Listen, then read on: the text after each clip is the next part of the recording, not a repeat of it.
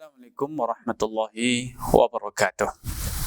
Innal hamdalillah nahmaduhu wa nasta'inuhu wa nastaghfiruh wa na'udzu billahi min shururi anfusina wa sayyiati a'malina. May yahdihillahu fala mudilla lahu wa may yudlil fala hadiyalah. Asyhadu an la ilaha illallah wahdahu la syarika lah wa asyhadu anna Muhammadan 'abduhu wa rasuluhu amma ba'd. Pemirsa Fatwa TV dimanapun Anda berada, alhamdulillah kembali saya dapat hadir ke tengah ruang siar Anda. Semoga kehadiran saya ini menambahkan taufik, menambahkan ilmu, mengobarkan semangat dalam diri kita untuk terus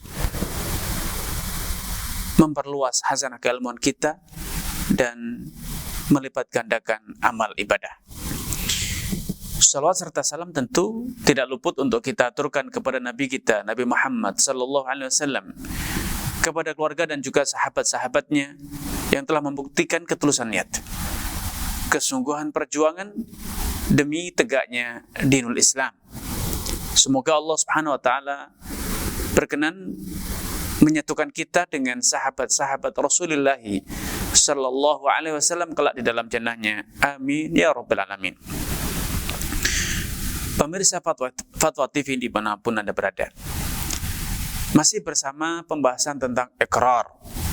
Pada kali ini al-muallif al-imam Abu Syuja' rahimahullah menyatakan, wa idza aqarra bi majhulin ruji'a ilaihi fi bayanih. Bila seorang yang membuat satu pengakuan itu pengakuannya bersifat global, misalnya dengan mengatakan, ya, saya mengakui bahwa saya punya tanggungan untuk si fulan. Saya memiliki kewajiban untuk membayar suatu harta, mengembalikan suatu harta kepada si fulan. Atau si fulan memiliki hak atas saya. Apa hak tersebut? Apa dasar terjadinya hak yang terhutang tersebut? Dia tidak menyebutkan. Dia hanya mengakui bahwa dia memiliki tanggungan yang belum dia tunaikan untuk si fulan atau kepada si fulan. Maka dalam kasus macam ini, pengakuan ini karena bersifat global, tidak mungkin dieksekusi, tidak bisa dituntut karena pengakuannya global. Apakah hak dalam kaitan pidana, perdata, atau kalaupun ada hak perdata misalnya, berapa jumlahnya, atas dasar apa terjadi hak tersebut? Maka solusinya ruji'a ilaihi fi bayanih. Kita harus bertanya, meminta klarifikasi, penjelasan, meminta penjabaran baik tertulis ataupun secara lisan tentang maksud dari pengakuan tersebut. Karena al-mukir, orang yang membuat satu pengakuan, dialah yang paling tahu tentang apa yang dia akui tersebut. Tidak ada orang yang berhak menafsirkan pengakuan tersebut selama pihak yang mengakui secara kooperatif mau menafsirkan, menjabarkan tentang apa yang dia katakan tersebut. Makanya langkah pertama yang harus kita lakukan ketika ada sebuah pengakuan yang bersifat global adalah meminta klarifikasi kepada pihak yang mengakui tersebut. Apa dan bagaimana, seperti apa perincian dari pengakuan itu. Kalau dia telah memberikan pengakuan dan kemudian secara kooperatif menafsirkan maksud dan rincian dari pengakuannya, maka sebatas itulah yang akan kita jadikan sebagai acuan dalam menetapkan satu keputusan hukum. Ketika dia mengatakan, ya saya memiliki tanggungan hak kepada si fulan. Kemudian ketika kita tanyakan apa hak tersebut, apa tanggungan tersebut, dia mengatakan hutang piutang yang belum saya bayar. Nilainya, nominalnya adalah 10 juta rupiah. Sehingga inilah maksimal dari hutang yang harus dia bayarkan berdasarkan alat bukti berupa pengakuan dia. Ketika si fulan, pihak kreditur mengatakan tidak, piutang saya atas orang tersebut senilai 100 juta, bukan 10 juta. Maka pihak kreditur tidak bisa berdalih, tidak bisa menjadikan ikrar, pengakuan yang ternyata ditafsirkan sebesar 10 juta itu sebagai alat bukti untuk menggugat al-mukir, orang yang membuat pengakuan atas tuduhan berhutang sebesar 100 juta.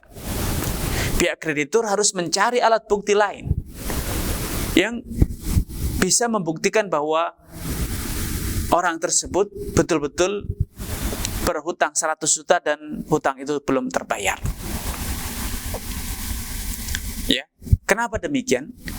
Ada satu kaidah dalam ilmu fikih yang menyatakan al-aslu bara'atu dhimmah. Hukum asal setiap manusia itu bebas dari tanggungan. Aslinya manusia itu tidak punya tanggungan apapun, baik tanggungan ibadah ataupun tanggungan hutang piutang atau hak sesama manusia. Dengan demikian, siapapun yang kemudian membuat satu klaim bahwa ada seseorang memiliki kewajiban, memiliki tanggungan, baik yang berkaitan dengan agama, sosial, kemasyarakatan, ataupun hak perdata, maka dia harus mendatangkan bukti, baik dalil dalam Al-Quran, hadis, ataupun alat bukti berupa saksi, tulisan, nota, ataupun yang serupa. Ketika klaim sepihak ini tidak didukung dengan alat bukti, dengan dalil yang valid, maka klaim ini tidak bisa diterima. Kenapa? Bertentangan dengan kaidah asal, yaitu bara'atu dhimmah. Aslinya manusia ini terlahir ke dunia dalam kondisi tidak memiliki tanggungan apapun. Ini hukum asal. Ya, karena ketika terjadi sengketa, karena perlu diketahui ikrar itu satu dari sekian banyak alat bukti yang dapat dijadikan sebagai pedoman dalam menetapkan hukum dalam peradilan Islam. Maka kalau dalam satu kasus sengketa perdata ataupun pidana, pihak tertuduh membuat satu pengakuan, pihak terdakwa membuat satu pengakuan bahwa ia telah berhutang dan nominal hutangnya itu kemudian dia tafsirkan, dia jabarkan sebesar 10 juta, maka hanya itu batas maksimal ia harus membayar berdasarkan alat bukti ikrar ini. Dia tidak berkewajiban dan tidak boleh diminta untuk membayar lebih dari 10 juta hanya berdasarkan ikrar yang ternyata semula ikrar pertama, pengakuan pertama bersifat global, dan kemudian dia tafsirkan, dia jabarkan, dia jelaskan pengakuan tersebut bahwa utang yang belum dia bayar sebesar 10 juta. Ya. Ruji'a ilaihi fi bayanihi. Ini hukum asalnya demikian dalam segala kondisi. Baik pengakuannya itu normal, wajar dalam kata lain, atau pengakuan itu tidak wajar, penafsiran tersebut tidak wajar, tidak sesuai dengan tradisi. Misalnya ketika seseorang itu bersengketa dalam hal utang piutang dalam transaksi pembelian kendaraan. Ya, terjadi sengketa bahwa A menjual kendaraan kepada si B dengan pembayaran berjangka, dan kedua belah pihak di kemudian hari sengketa bahwa si A sebagai pembeli, atau maaf, si A menjual satu unit kendaraan roda 4 kepada si B dengan pembayaran berjangka. Kemudian si B, si pihak pembeli, di kemudian hari bersengketa dengan pihak A sebagai penjual dengan kasus bahwa A menuduh si B sebagai pembeli belum melakukan pembayaran sama sekali dari nilai kendaraan yang dia beli. Kendaraannya baru, misalnya satu unit roda 4 Avanza. Kendaraan baru normalnya di kisaran angka 200 juta. Tetapi si B sebagai pihak tertuduh mengakui, ya saya membeli kendaraan tersebut dan belum melakukan pembayaran. Saya mengakui akad tersebut, adanya hutang tersebut, dan saya juga mengakui bahwa saya belum membayar. Tetapi saya telah bersepakat dengan dia bahwa pembelian kendaraan satu unit Avanza baru ini senilai 10 juta rupiah saja, bukan 200 juta. Akan tetapi si A mengklaim bahwa penjualan ini dengan harga yang normal, harga yang wajar, yaitu harga pasaran 200 juta. Maka dalam kondisi macam ini, menurut mazhab Syafi'i, pengakuan si B yang mengatakan bahwa dia membeli satu unit Avanza baru dan dengan pembayaran berjangka, nilai transaksinya sebesar 10 juta, hanya ini yang wajib dia bayar berdasarkan pengakuan dia. Dia tidak boleh diminta lebih dari 10 juta, kecuali bila si A sebagai penjual bisa mendatangkan alat bukti lain. Tapi ketika kasusnya si A tidak bisa mendatangkan alat bukti, kecuali hanya pengakuan si B sebagai pembeli, dan ternyata si B pengakuannya mengatakan bahwa transaksi penjualan ini hanya senilai 10 juta, bukan 200 juta. Sehingga pengakuan ini tidak normal, tidak sesuai dengan harga pasar. Maka kalau si A tidak memiliki alat bukti lain, si A hanya berhak mendapatkan 10 juta. Kalaupun ternyata si B berbohong dalam pengakuan ini, maka si A tidak lagi bisa mendatangkan bukti, sehingga dia tidak bisa dibenarkan secara peradilan. Karena salah satu kaidah dalam peradilan, hakim itu hanya berwenang memutuskan berdasarkan alat bukti yang diutarakan, disuguhkan, didatangkan oleh kedua belah pihak. Baik bukti itu misalnya sesuai dengan fakta atau tidak sesuai dengan fakta, hakim hanya bisa memutuskan berdasarkan alat bukti. Walaupun pengakuan si B tadi tidak logis, tidak sesuai dengan harga pasaran, maka itu bukan urusan hakim. Itu adalah resiko si A yang melakukan transaksi tanpa alat bukti,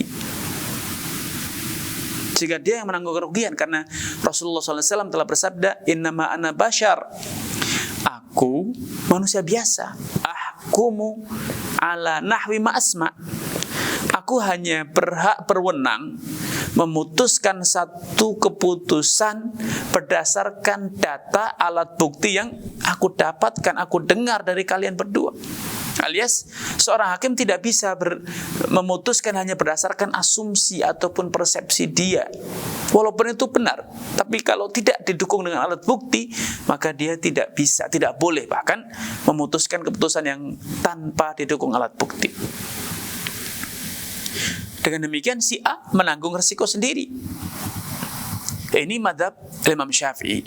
Sehingga pengakuan si B karena telah ditafsirkan senilai 10 juta, maka hanya itu yang wajib dia bayarkan secara perdata, hukum perdata.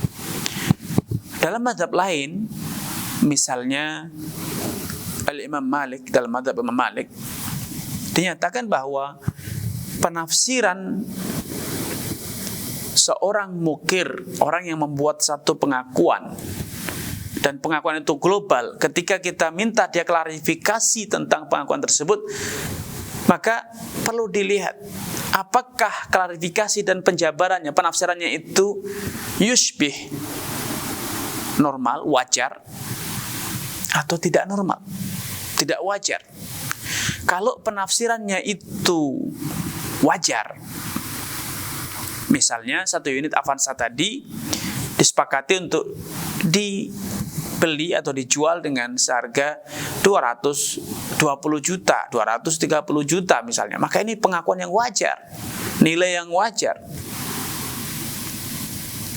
maka penafsirannya ini bisa diterima.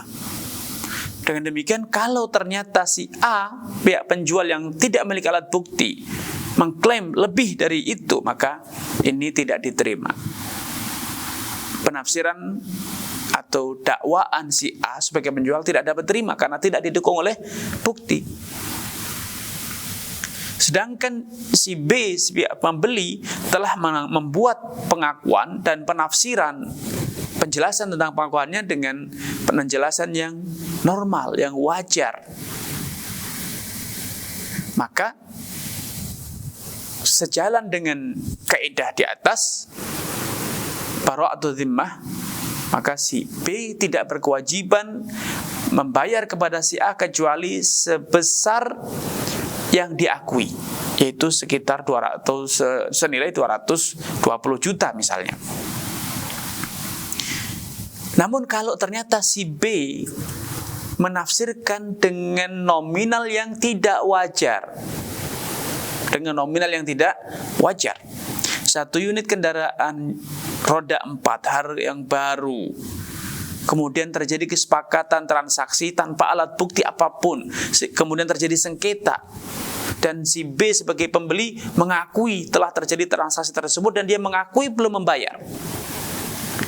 Namun ternyata ketika diminta penjabaran tentang pengakuannya itu berapa nominal pembayaran yang harus dia lakukan, dia mengatakan, saya mengakui ada transaksi ini dengan pembayaran berjangka senilai 10 juta rupiah saja. Penafsiran ini tidak normal, tidak logis, tidak sesuai dengan harga yang sewajarnya. Maka penafsiran si B ini yang tidak wajar, tidak normal, tertolak dengan sendirinya. Tertolak dengan sendirinya. Kenapa? Karena penafsiran dia, penjabaran dia tidak wajar. Apapun alasannya, semua orang tahu, sadar bahwa minimal satu unit kendaraan Avanza misalnya harganya sekitar 200 juta. Pedagang ketika menjual, dia mencari keuntungan bukan mencari kerugian. Sehingga logikanya, wajarnya, dia akan menjual dengan harga yang sesuai dengan harga pasaran. Ketika si pembeli yang mengakui adanya transaksi tersebut, dia menafsirkan pengakuannya dengan harga yang tidak wajar, maka penafsirannya ini diabaikan. Kenapa? Karena ada kaidah, ada satu dalil, satu alat bukti lain yang menjadikan atau mementahkan pengakuan si B bahwa al-'adatu muhakkamah, tradisi itu dapat dijadikan sebagai dalil, dapat dijadikan sebagai alat bukti, sehingga itu perlu dipertimbangkan, bahkan wajib diakomodir sebelum kita menetapkan suatu hukum.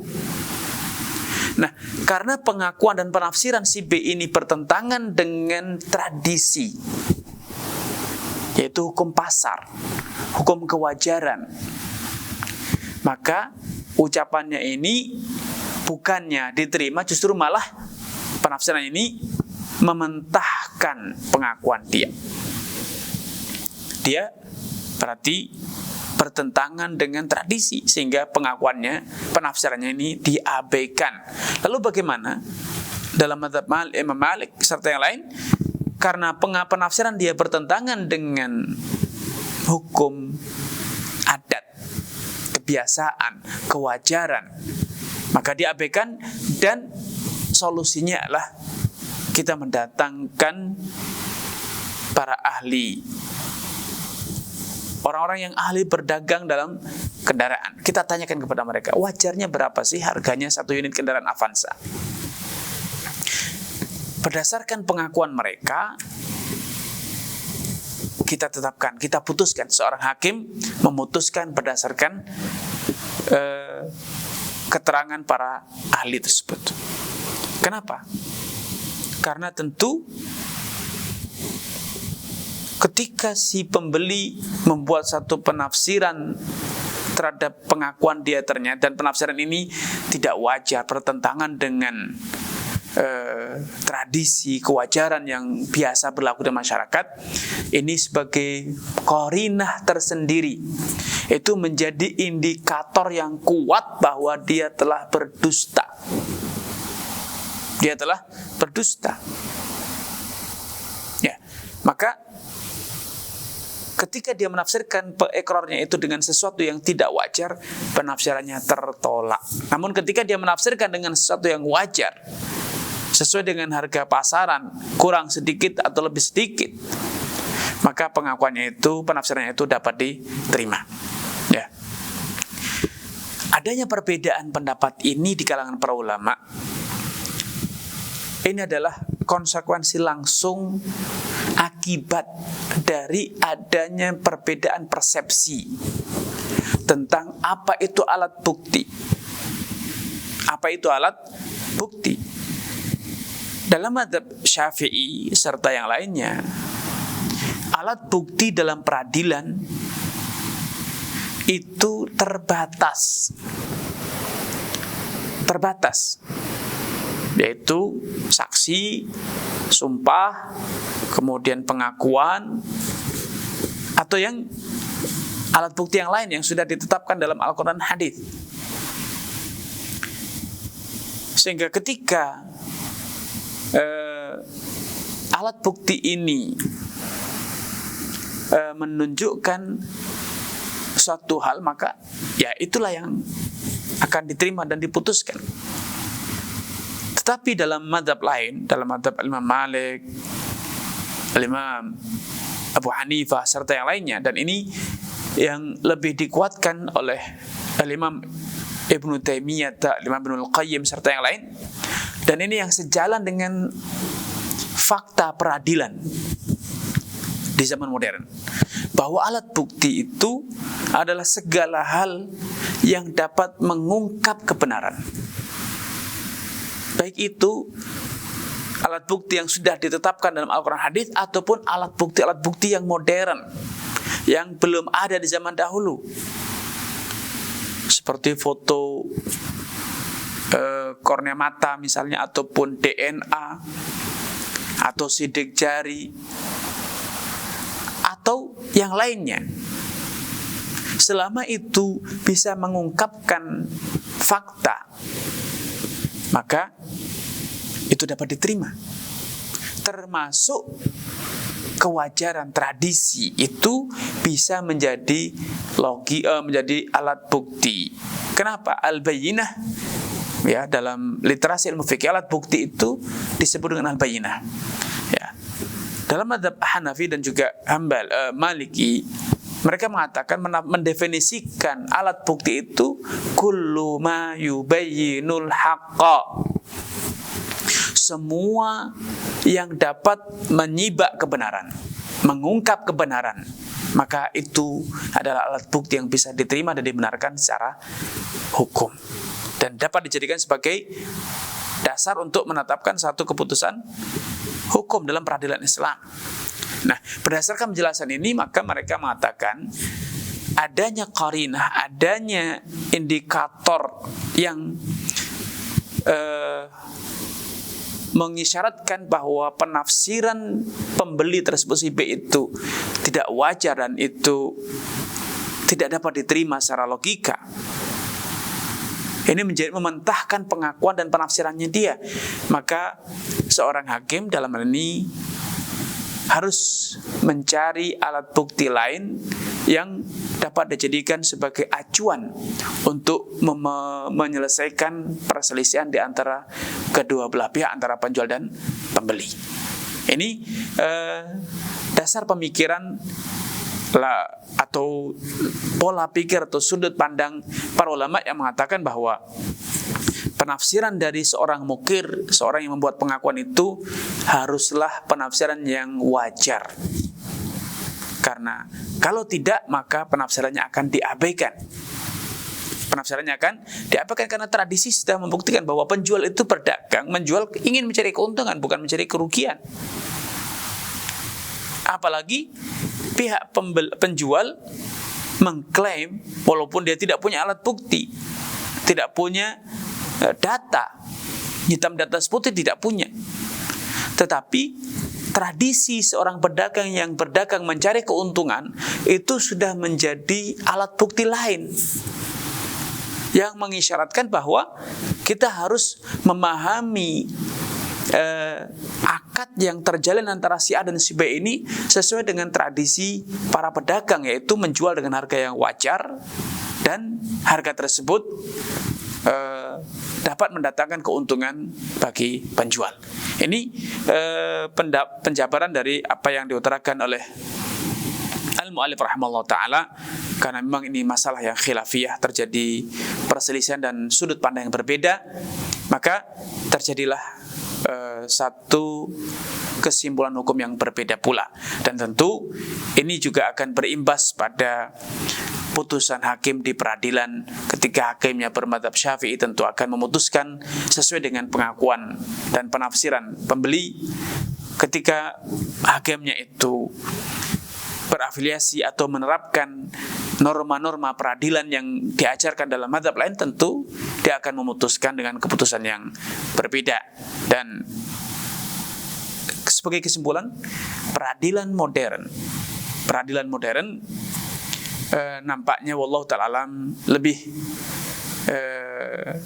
sejalan atau lebih menguatkan apa yang diajarkan dalam mazhab Imam Malik dan yang lainnya, yang mempersyaratkan bahwa penafsiran mukir itu haruslah pengakuan yang wajar, bukan pengakuan atau penafsiran yang tidak wajar atau bertentangan dengan tradisi yang sudah berjalan di masyarakat. Wallahu ta'ala alam. Ini penjelasan yang dapat kami sampaikan pada kesempatan kali ini. Kurang dan lebihnya saya mohon maaf. Billahi taufiq wal hidayah. Wassalamualaikum warahmatullahi wabarakatuh.